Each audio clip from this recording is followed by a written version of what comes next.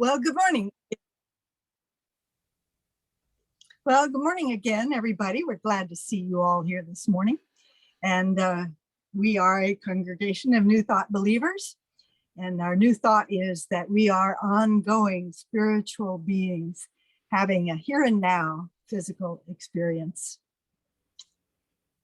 We don't have any first timers today, but we have David Trolley back from California. Welcome, David. I think you're going to bring us a song right away.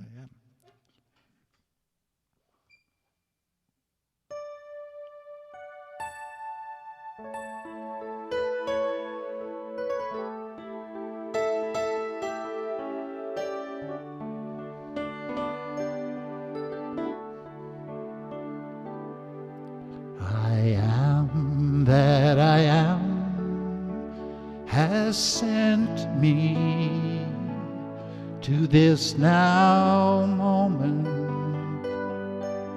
Here I am. I am that I am has sent me to this now moment. Here I am to be the voice and to be the heart through which heaven is made known on earth. To be the voice and to be the heart to which heaven is made known on earth. I am that I am has sent me to this now moment. Here I am. I am that I am has sent me to this now moment. Here I am to be the voice and to be the heart through which heaven is made known on earth. To be the voice and to be the heart through which heaven is made known on earth. I am that I am has sent me to this now moment. Here I am.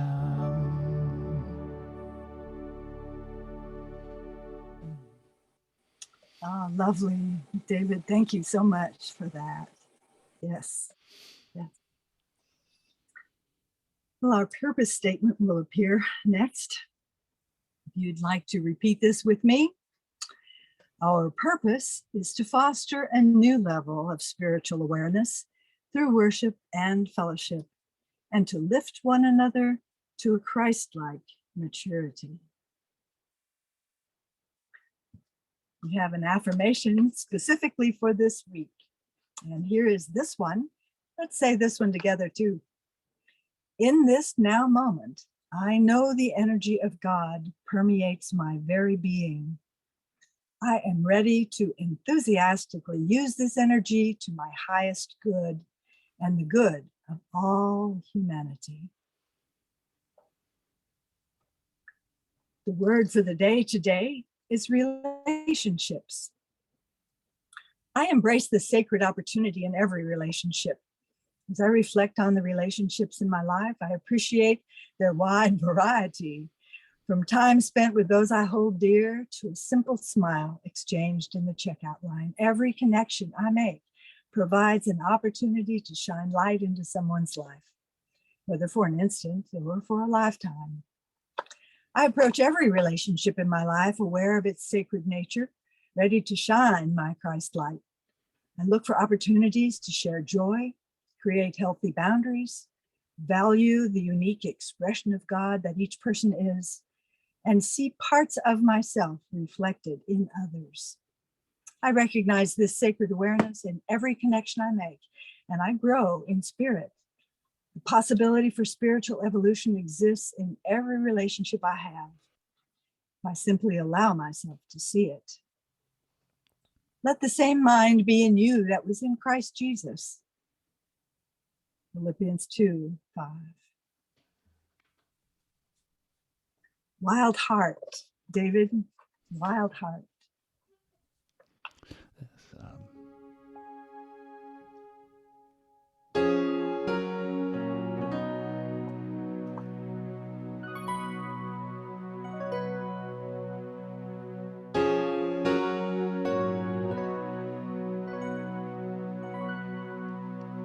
There's a new church on the horizon, made of light, not of stone, calling out to all creation, you are not alone. Lions and lambs, saints and sinners, best of friends, enemies, woman and man, losers and winners, they are all in you and me. We are one heart, looking for answers. We are one soul, finding our way through the dark. One dream we share together. We are all a part of one heart.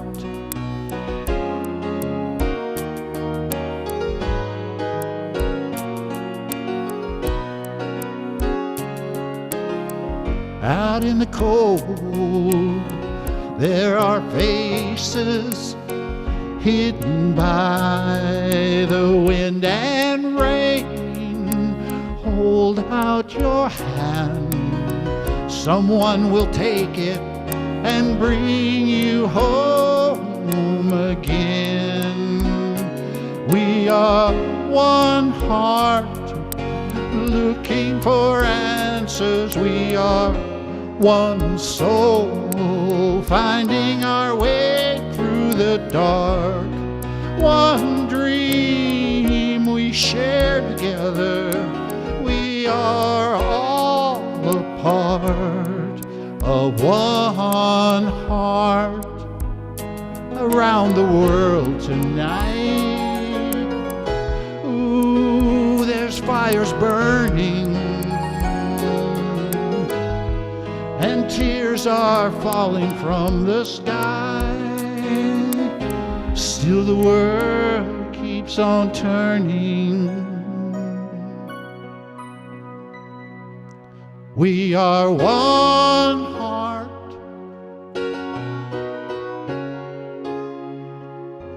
one soul,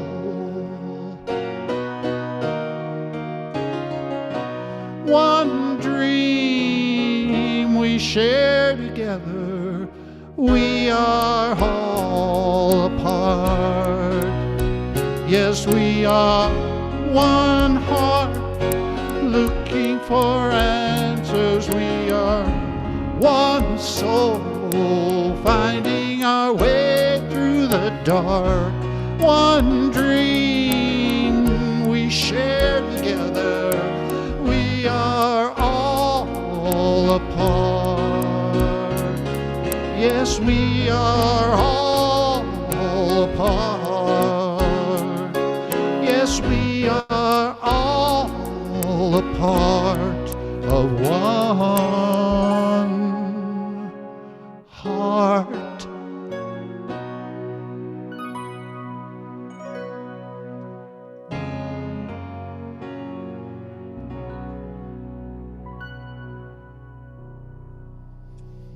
Very well said. Very well sung. Thank you so much. One heart, one heart. And I'll bet that our one heart is tied together with a golden thread. Wouldn't that be true? And please bring us your message today. Okay. Well, thank you so much, Doreen. She does a great job at the podium, doesn't she? Yeah. And thank you, David. It's always such a blessing to have you with us. It makes a big difference to have a live musician. And so we're very blessed that your generosity of spirit to share your time and your love and your talents with us. So thank you again much. And good morning. So I generally like to start with a story, and I have a story about a mother who very much wanted her son to go to church on Sunday morning, and so she would wake him up each Sunday. So she goes in and says, "Son, it's time to go to church." And he says, "Mom, I don't want to go to church today. I don't want to go to church. I'm tired. I want to go back to sleep. I want to go back to sleep." And he said, "Give me 2 reasons why I should go to church." And the mother says, "Well, you give me 2 reasons why you shouldn't go to church." And the son says, "Well, number 1, the people at church, some of them are really mean, and there's a lot of conflict there. And reason number 2, nobody likes me. Nobody likes me." Well, the mother says, "Well, I really don't know if that's true. And I'll give you 2 reasons why you should go. Number 1, you're 46 years old. Number 2, you're the pastor." So anyhow, so I think that I really like this story. I've heard it told several different ways, but I really like it because sometimes we look out at our world and we only see the conflict and the discord and the disharmony, and we go back to sleep. We fall asleep. And what did we just say was our purpose? Doreen shared our purpose this morning. Our purpose is to lift one another to a Christ-like maturity. So what is lifting one another to a Christ-like maturity? Lifting one another is assisting each other in waking up, becoming enlightened, becoming aware that we're more than this physical body. We're spiritual beings having a human experience. So where did all of this falling asleep happen? Well, I think that it goes back to Adam in the Bible. Now, in Unity, we say that the Bible is our story. It tells the story of our evolving consciousness from the Adam man to the Christ. And if we go back to Genesis, we know that in Genesis there are actually 2 creation stories. And the creation story in Genesis 1 is we are created in the image and likeness of God. We are created man and woman, male and female, in the image and likeness of God. And that's our spiritual nature. We have all those 12 powers that Charles Fillmore talks about.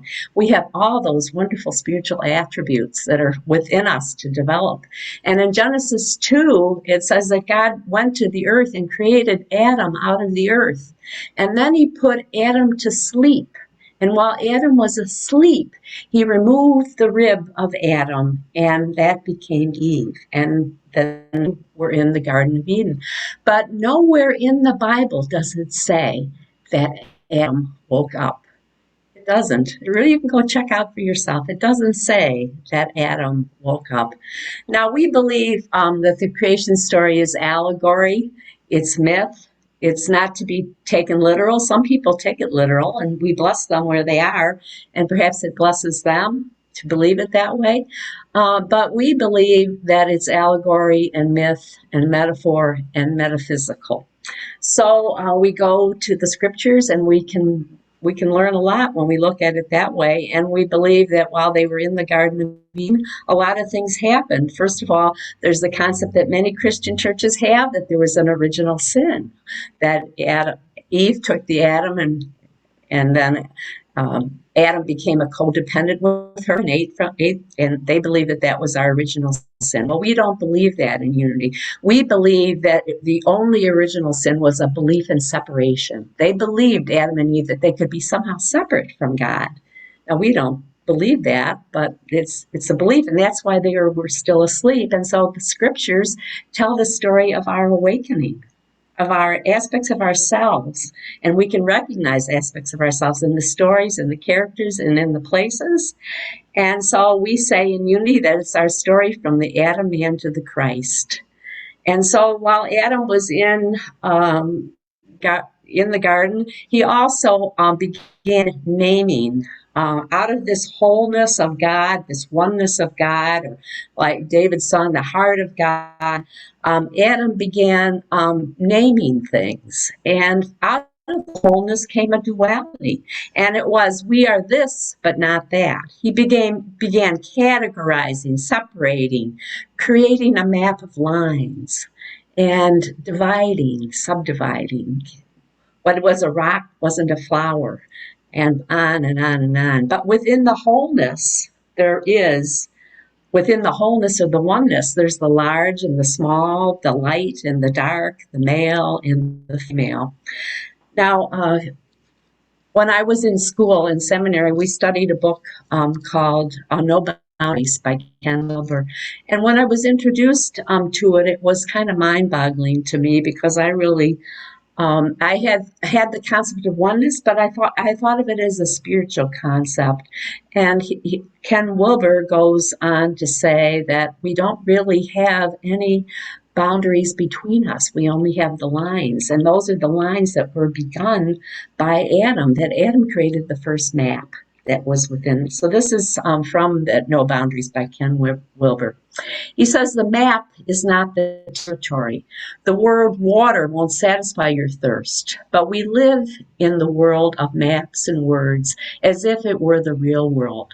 Following in the footsteps of Adam, we have become totally lost in a world of purely fantasy maps and boundaries, and these illusory boundaries with the opposites they create have become our impassioned battles. Now, Ken Wilber is known for integral psychology. He's a well-known philosopher and author of a lot of books. If you want to get into some really deep spiritual beliefs, read Ken Wilber. I've read several of his books, and I believe what he says, but it is kind of mind-boggling. I don't really think we need that complex of study, but if you enjoy it, I bless you. But the concept of oneness is continued into our Christian scriptures with Jesus, of course, and we believe that Jesus is the perfection of the awakened human, the awakened spiritual being, the awakened human being the spiritual being in our world. And so the highest perfection in Jesus is our goal. And the very early words of Jesus when he came out of his temptation, when he was tempted, that story, were to the apostles and to his followers was repent. Repent means, comes from that root. Wake up, turn around, change your thinking. Wake up, change our thinking. And he goes on in the scriptures to say that I and the Father are one.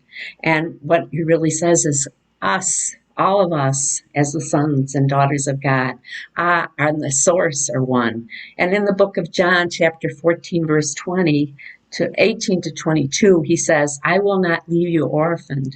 I am coming to you. In a little while you will no longer see me, but you will see me because I live. You also live.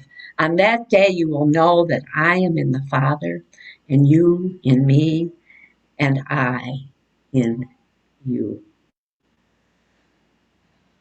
That scripture always sort of moves me for some reason. I and you, you and me, and that is really what oneness. Now, in Unity, we have this belief in oneness, but it's not really so much described as oneness, but frequently we read an affirmation here at Unity on the Eastern Shore about the one presence and the one power. And this is from Revealing Word, that God's Spirit is the only presence in the universe and is the only power. He is in, through, and around all creation as its life and sustaining power.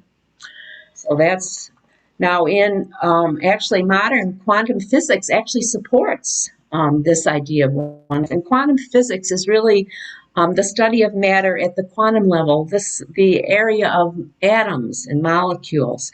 And this is a little quote about physics and oneness. Modern quantum physics talks about a unifying field which underlies and connects everything in creation. Who we are is pure consciousness or oneness, expressing itself in different forms at different times in our evolution. Pure consciousness, which is eternal and timeless and is oneness. We are the separation or the duality. Now, Ken Wilber also talks about that he believes that there are two paths to waking up or enlightenment.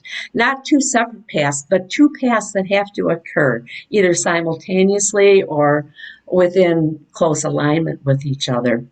And they most to achieve what we would call the Christ consciousness, or he calls the unity consciousness, or many of the traditions will call it the Buddha nature or the Atman nature, whatever you choose to use it, or I just call it waking up.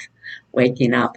So his first idea is waking up, having, like I spoke about a couple of weeks ago, having a baptism of spirit, having that oneness experiences. And most traditions teach that we get that through meditation. So meditation and connecting in spirit, spending time in the silence, because I believe when we spend time in the silence between our thoughts, that's when we truly experience our true nature, who and what we really are, our Christ self.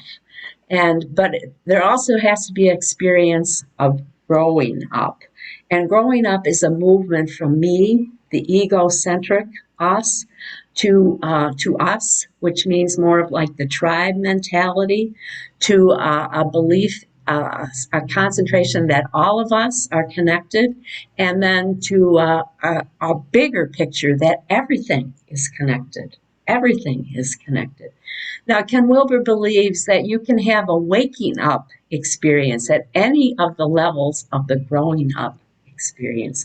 But to truly achieve the Christ consciousness, the two levels have to be attained. And we could call that spiritual maturity, perhaps. I think that that's what our growth is, to assist one another to that Christ-like maturity. Now, I have another little story, and it's about two men who were traveling over to Tibet into the mountains, because they'd heard, they were both on a spiritual path, and they'd heard about a very wonderful teacher, and they believed that they had spent some time with that teacher, they would become truly awake and enlightened. And so as they're journeying through the mountains, they stopped at a small village, and they discovered when they were at the small village that the people of the village really needed help. There was a plague that had come through the village, and the people were really in need of help, assistance with feeding and assistance with caring for their sick. So they spent several days there, and then one of the men decided he wanted to continue on the journey. And the other man decided he would stay in the village and help the people. Well, the one man went up to the temple and studied with the mystical teacher.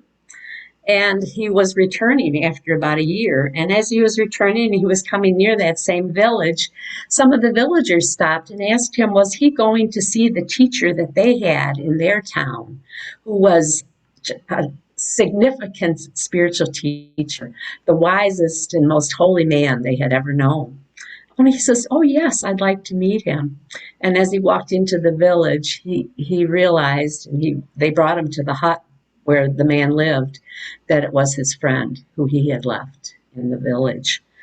Now, there is a saying that goes something like, have a small enlightenment, go to the temple, and have a big enlightenment, go to the city. So I think that story really illustrates that we have to interact with each other. It's in our relationships that we really grow. It's really in our relationships that we really, really grow.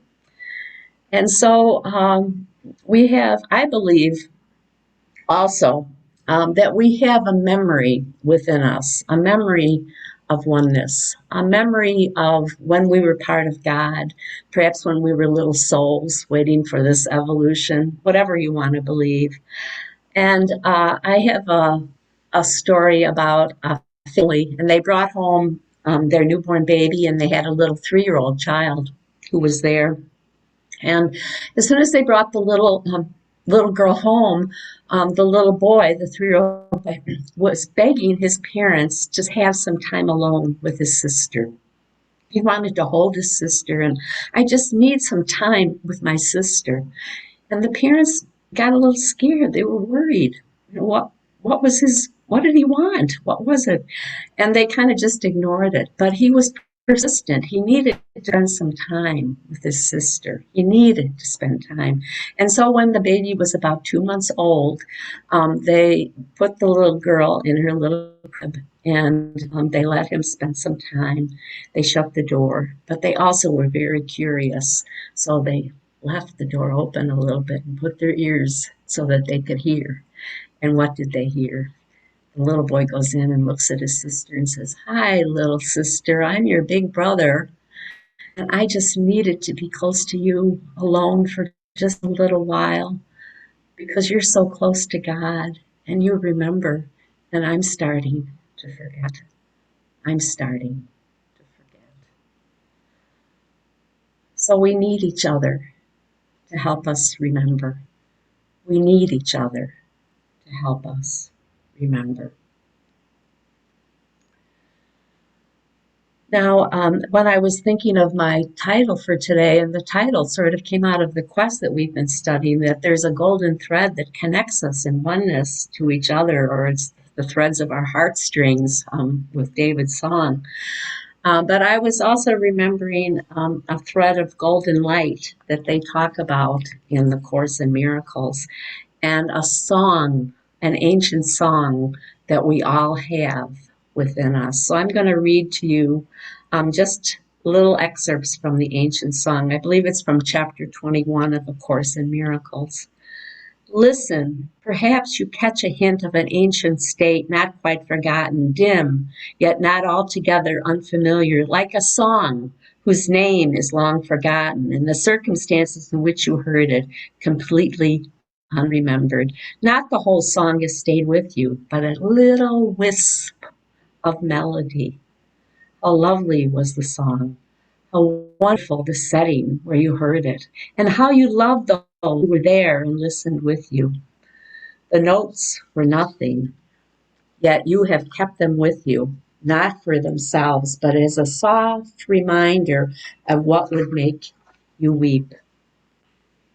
If you remembered how dear it was to you, you could remember and not be afraid. And yet you know that nothing in the world is half as dear as this. Listen and see if you remember an ancient song. Beyond the sun and the stars, past everything you see and yet somehow familiar, is an arc of golden light, that golden thread that stretches as you look into a great and shiny circle, and all the circle fills with light. No one is left outside. There is light before your eyes. The edges of the circle disappear, and what is in it no longer contained at all. The light expands and covers everything, extending to infinity, forever shining and with no break or limit. Within it, everything is joined in perfect continuity, nor is it possible to imagine that anything could be outside, for there is nowhere that the light is not. You know that ancient song. Nothing will ever be as dear to you as this ancient hymn. What a miracle it is for this remembering. And who is there in whom this memory lies not? The light in one awakens the light in all. And when you see it in your brother and sister, you are remembering it for everyone.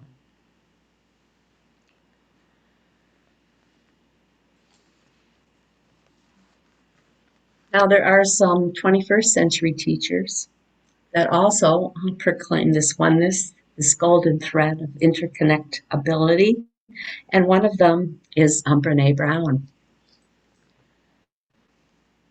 Brene Brown is She's actually a social work professor at University of Texas, and she's written a lot of wonderful books. And she believes that we belong to each other, that we are inextricably connected. This is one of her quotes from, I believe, Braving the Wilderness. Spirituality is recognizing and celebrating that we are all inextricably connected to each other by a power greater than all of us, and that our connection to that power and to one another is grounded in love and compassion. Practicing spirituality brings a sense of perspective, meaning, and purpose to our lives. And she also defines connection as the ability to feel connected, is neurologically wired. That's why we're here. It kind of goes along with the quantum physics theory, doesn't it? So we're inextricably connected. And there's another really wonderful, beautiful person whose name is Valerie Carr. And Valerie Carr is a Sikh woman. And Valerie is the author of a book called Revolutionary Love. And she grew up in California. Her family of Sikh people had been part of the California culture for 100 years. They were farmers. And she experienced a lot of discrimination growing up. And also, all of the Sikh people experienced a lot of discrimination after the 9/11 attacks. They believed that they were Muslims, and actually all of the brown-skinned people experienced a lot of attacks. And one of her uncles was killed. It's an absolutely beautiful book if you would want to read it, Revolutionary Love, because it's a memoir and also an inspirational book about healing love. And she found out that the only way for her to heal from persecution that she experienced is to see no stranger and to have revolutionary love. And she goes on to say that we need to look at each other and realize you are a part of me that I do not as yet know. We look at all of the differences in our world and we polarize and categorize just the map of Adam. We go back to the map of Adam. And so she's an inspirational person to me. So I also have some stories. You know me, I like stories. And I think sometimes stories help us remember. And so I also would like to give you some ideas about how to experience this oneness and be more of a Christ-centered person in our world, because I think none of us are walking on water as yet. We still have some growth opportunities. Perhaps we get triggered and we don't come from our hearts. That happens. And we're not walking on water, and we move back into dualism. When we make others wrong, we judge, we label. Ourselves too, we're not so kind to ourselves. We take each other's inventories. We need to be right. We don't come from our hearts, and we fall back into the sleep of separation. So when I was also in seminary, I had the honor of having a teacher named Gary and Jane Simmons, and they have actually worked with Ken Wilber, and they do a lot of work with churches, keeping healthy churches. And they suggested to us when we were in seminary that every night before we go to bed, to take a little inventory of how our day went, and just looking at ourselves, kind of looking and say, what was missing today for me, for my sense of connection? How did I see no stranger or not see no stranger? How did I come from my heart or not come from my heart? And then if you find yourself not coming from your heart or having problems, how could I do this better? How can I do this better? How could I be more of a see no stranger, see the face of God in everyone that I meet? And so that's my suggestion. And then also to look for stories where people have seen no stranger, where people remembered that song that they were a part of God. At one time, they were a part of God, and that we're all here, like the first song, I am what I am has sent me to this now moment, to be the voice and to be the heart through which heaven is made known, to be the voice and to be the heart. That's why we're here. So I have three stories, I guess. And one is about a gentleman. His name was Wesley Autry, and he was in a commuter subway station with his two small children, 3 and 4 years old, waiting for a train, when a man just about 5 or 6 feet away from him collapsed on the platform and went into a grand mal seizure. Now, they say you don't interfere with somebody when you're having grand mal seizure, so everybody kind of gathered around him, and then, but his movements were so large and erratic that he fell off of the platform onto the tracks. And so Wesley looked and saw that there was a train coming. So he left his 2 children and jumped onto the tracks and moved Cameron to the center of the tracks and laid his body on top of him. And the train went over to them. They both lived. And actually, they said that Wesley only had a few little bumps and scratches, and they took Cameron to the hospital because of the seizure. And they interviewed him afterwards, and he said he felt there was nothing heroic or special about what he did. There was just something within him that rose up. We would call him a hero, but he did not think of himself as a hero. I think of it as that he remembered. He remembered that song, that was not a stranger. That was his brother. They were inextricably connected. There was a golden thread that connected them. I have a story from my own personal life. We were actually, my husband Hank and I were coming to Fairhope on one Christmas. Two of my granddaughters were living down here with my daughter, and one of my granddaughters was going to be singing at the Christmas Eve Mass at St. Lawrence Catholic Church. And we really wanted to get down here in time, but we were traveling on Christmas Eve because that was where we could get the best airfare. And so we arrived in Pensacola, and it was dusk. And generally, Doreen was talking about needing a GPS. Well, we always had a plug-in GPS that we used in our car because we had challenges with directions. And so, but we had left our GPS in our car at the parking lot in Baltimore Airport.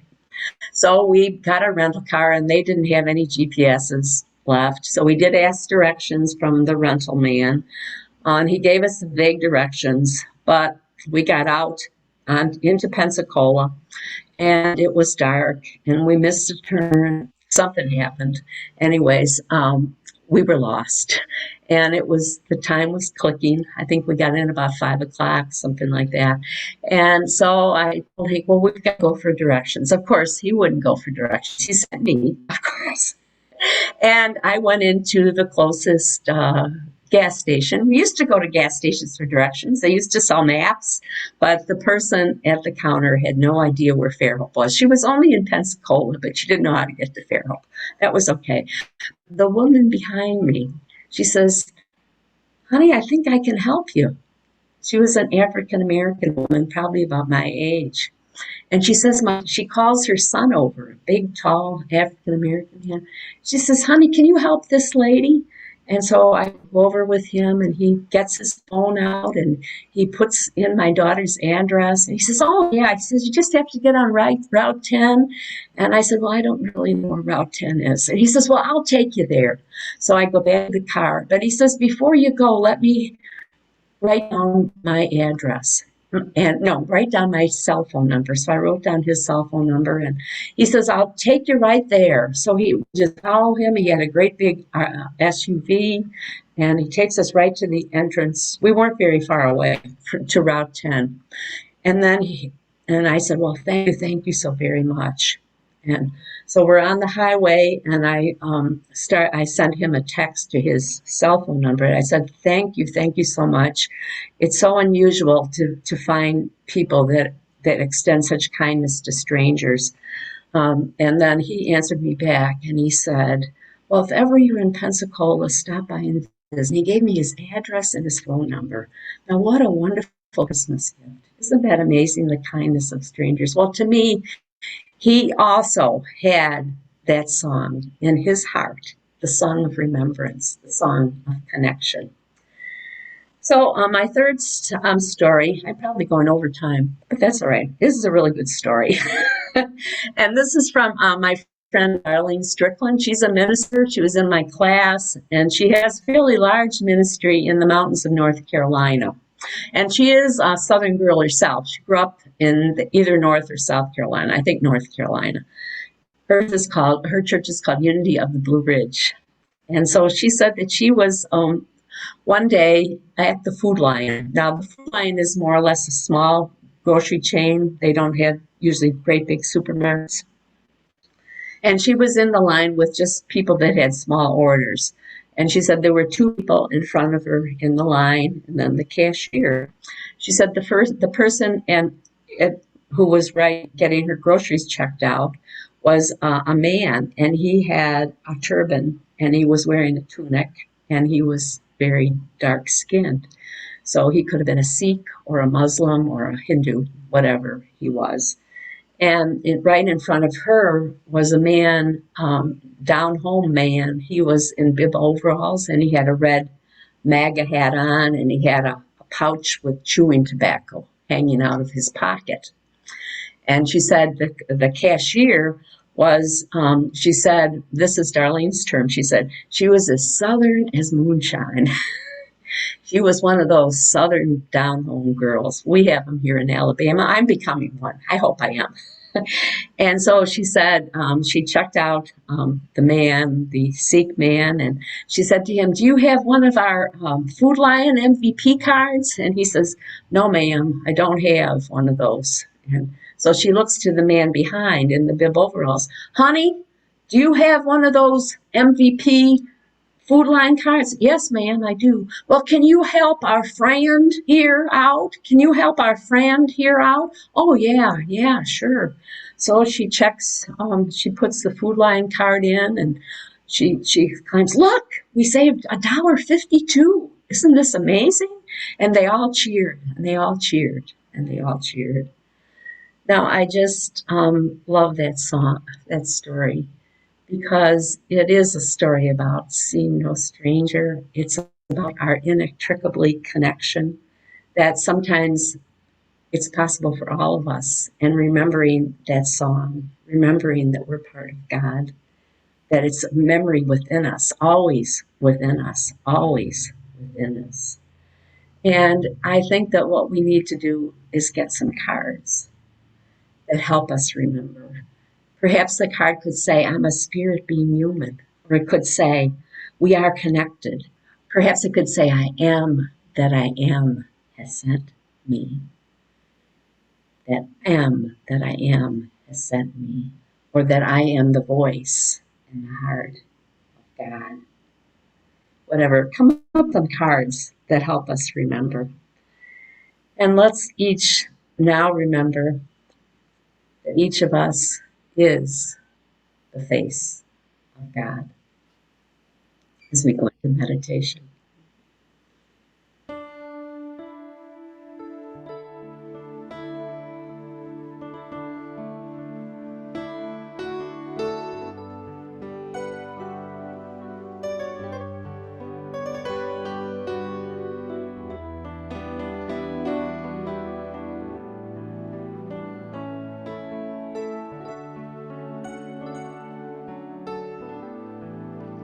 You are the face of God. I hold you in my heart. You are a part of me. You are the face of God. You are the face of God. I hold you in my heart. You are my family. You are the face of God.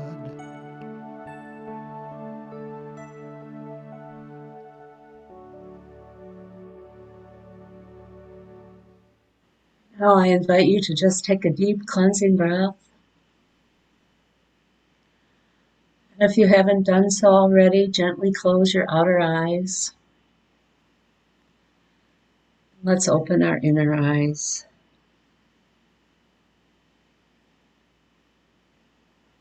Let's just allow our seat to support us.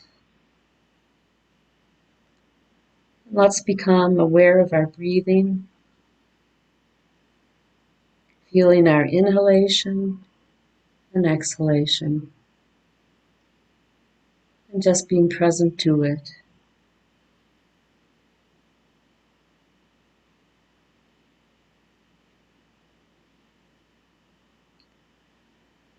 If there are any thoughts or worries or concerns in your inner dimension, just release them. And know that you can pick them up later. And if there are any distracting noises on the outer, just note them and come back to your breath.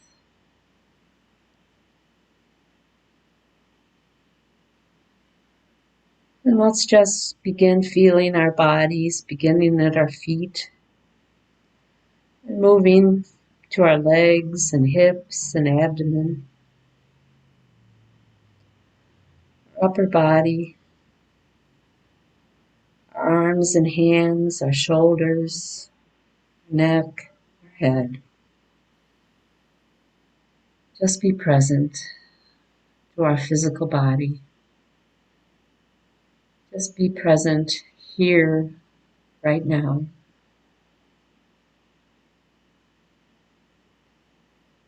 And now let's just move our awareness into our heart center and breathe into that heart space. Become aware of our heart energy as we breathe in and out. If it's helpful, you might consider placing your hand over your heart. Just breathe.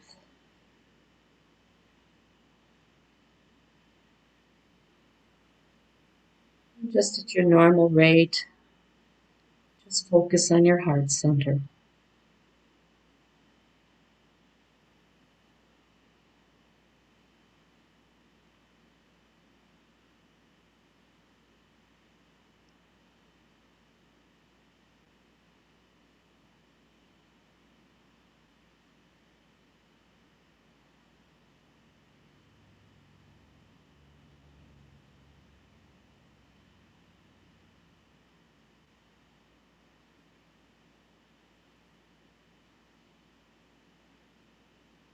Now I invite you to bring into your awareness situations, people, and things that you really appreciate.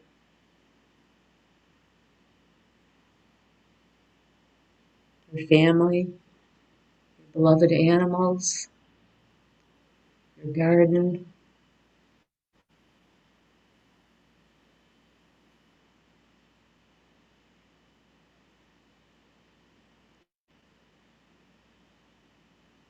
Begin to feel your heart opening more and more.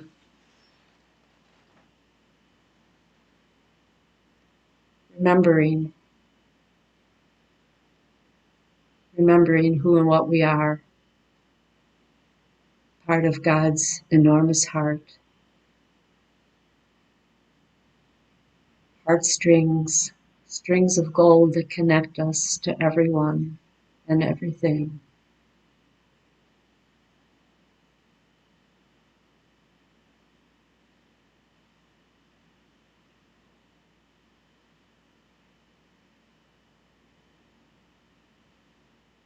The blessing to see the face of God in everyone.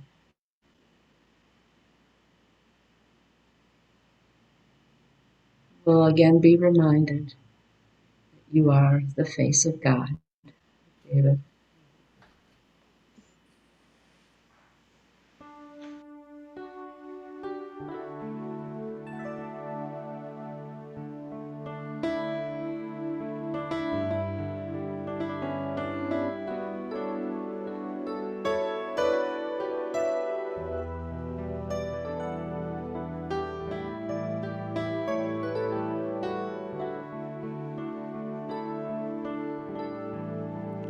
You are the face of God.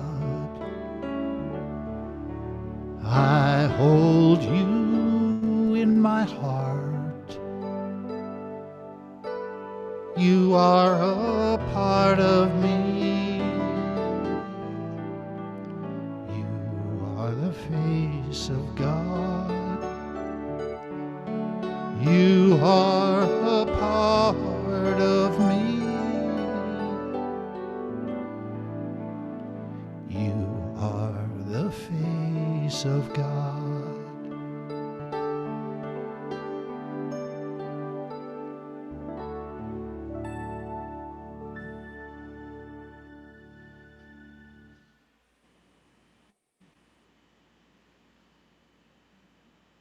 Thank you so much, David and Anne. Lovely, lovely thoughts and music. We are so grateful for the abundance that we have, one of us. If you would like to share your love offerings with Unity on the Eastern Shore, we would accept your check through the post office, Box 776, Fairhope, Alabama. And what we like to say, to remind each other and ourselves, is that divine love through us blesses and multiplies all that we give and all that we have and all that we receive.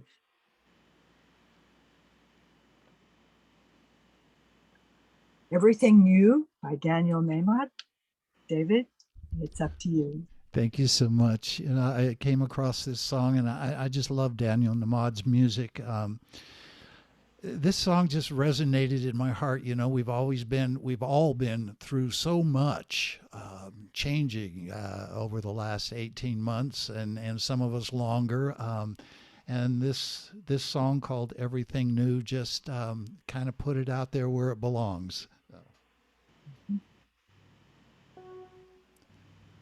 Bring it on, everything new, everything different, everything true. I am ready for my next thing to do. Oh, I know it's gonna be everything new.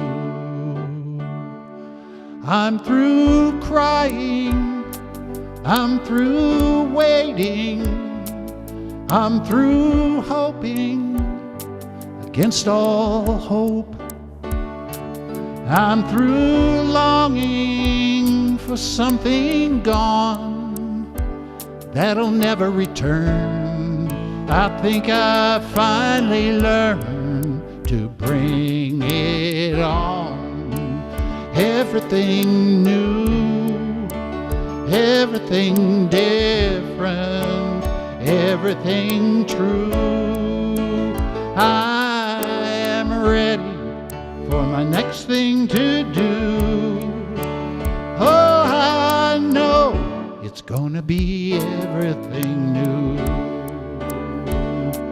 I'm through grieving, I'm through dreaming that the life I had is ever coming back. No more wishing on someone else's star that'll never be mine. I think it's time to bring it on. Everything new, everything different, everything true. I am ready for my next thing to do. Oh, I know it's gonna be everything new. I've been grinding many times before, bilking up and slamming doors. I'll be all right, yes I will once more, just as I did back then. I'm gonna rise again, so bring it on. Everything new, everything different, everything true. I'm ready for my next thing to do. Oh, I know it's gonna be everything new. So bring it on, everything new, everything different, everything true.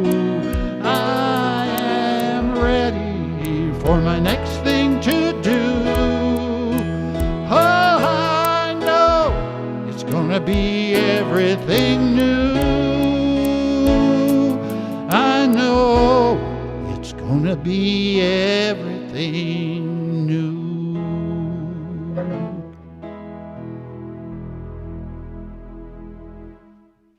Yes, Thank wonderful. you. Everything new. All right. Let's look at this together. The prayer for protection. Always true. The light of God surrounds us. The love of God enfolds us. The power of God protects us. And the presence of God watches over us wherever we are. God is, for we are one. Amen. Davis, would you sing us out, please, with the peace song? And then stay tuned for announcements.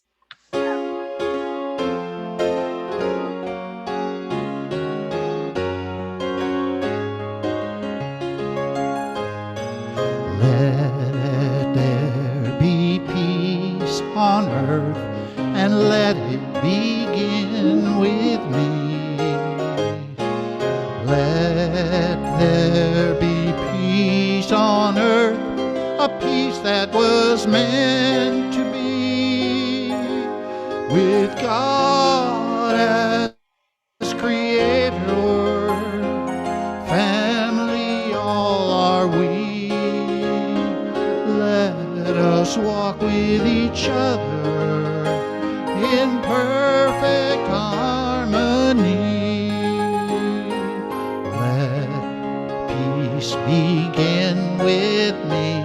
Let this be the moment now. With every step I take, let this be my joyous vow, to take each moment and live each moment in peace eternally.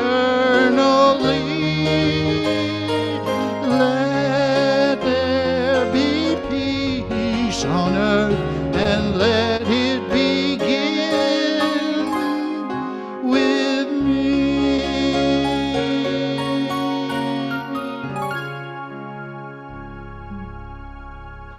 Thank you. Thank you, David.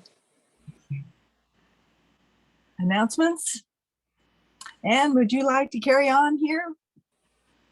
Yeah, I can. I need to get the full screen, I guess. I don't have the. All right. This one is the spiritual discovery. This is the Quest group. And this is at Wednesday at 1:30. Are you seeing that on your screen now?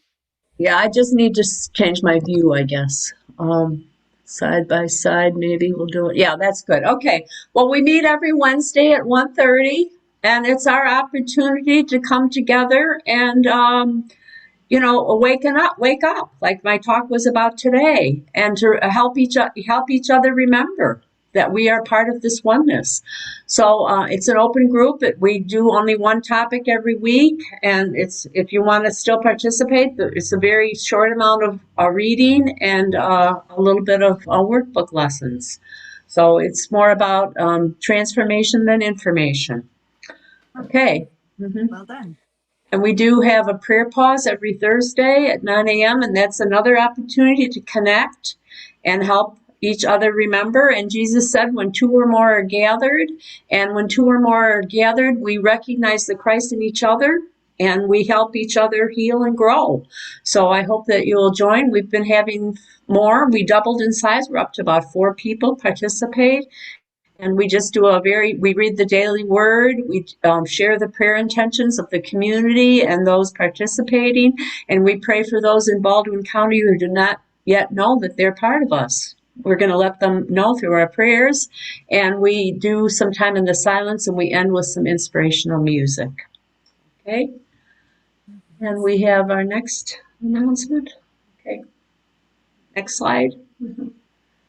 We have some exciting things coming up. We have a picnic on an outside service on the 31st, which is Halloween, and it's at the Fairhope Bayfront Park near the duck pond. And there's a pavilion there, and we're going to have a live musician. His name is Josh Ward. He's from Mobile. He's a singer-songwriter. He has he says he believes in practical spirituality, and he didn't know about unity. So he was excited to come and join us. So I'm also excited to have it. So we should have some live music, some fun, some games, and some prizes. We're going to have a fun day. Okay, great. And you can bring your own food, or you can share our food, whatever you feel more comfortable with. Thank you. And we're going to have a circulation day. And it's an opportunity for us to remember that we are inextricably connected to each other, and that we're here to love and bless each other. It's an opportunity for us to release usable yet no longer needed items. Everything will be free. We'll bless our community. And as we give, we receive love. And it's a really good demonstration of our oneness. And so we'll let the recording stop. And if you'd like to join us and talk, connect, perhaps if you had a thought about what would your card like to read, or what word idea would you like to take away from today's service?